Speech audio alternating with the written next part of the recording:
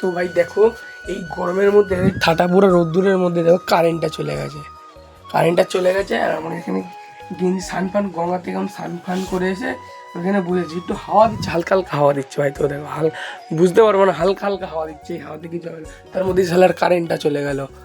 কারেন্টটা চলে গিয়ে তো আমার পুরো ইয়ে করে দিল ভাই।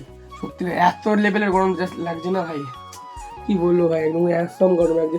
তো গাইস চলো কারেন্ট আসুক, খাওয়া দাওয়া কী কী আজকে মেনু মানে যে খাওয়া দাওয়ার আইটেম হচ্ছে তো ওটা তোমাকে দেখাবো। চলো যাই। আধা ঘন্টা পর কারেন্ট এলো ভাই, দেখতে আমার শান্তি শান্তি লাগবে সত্যি। আধা ঘন্টা পর পুরো কারেন্টটা এলো। আর এখানে রানীকে স্নান করে দিয়েছি আজকে গঙ্গায় নিয়ে গিয়ে, আর এখন গা শুকায়নি ওর, ও গরমে পুরো হাফ আসছে বেচারিটা, সত্যি কথা বলতে হয়। আর এদিকে পাহাড়টা চলছে, ওর দিকে ওর গাটা শুকাবে বলে।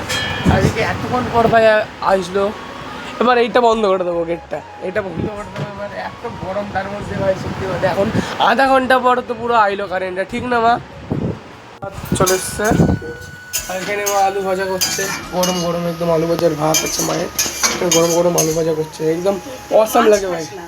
আমি আবার মাছ খাই না, এখান দিয়ে আমার জেঠি আবার মাংস দিয়েছে, যে মাংস আর আলু ভাজা আর মাংস দিয়ে খাবো আর কি। আমার আলু ভাজা আর মাংস দিয়ে খেতে হেবি লাগে। আর যে সকালবেলা কষা কষা মাংস দিয়েছে। সন্ধ্যাবেলা মোমো খেতে এসে এই বৃষ্টির ইয়েতে পড়ে গেছি। আর এদিকে কাকা আবার টোটো দিয়ে ইয়ে পাচ্ছে, এত বৃষ্টি পুরো জলে জল হয়ে গেছে ভাই, এত বৃষ্টি পড়ছে ভাই। দেখো এত লেভেলের বৃষ্টি পড়ছে।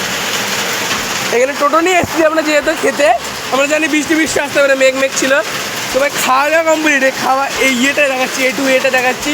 চরম লেভেলের বৃষ্টি পড়ছে কিন্তু ভাই, যাই বলো।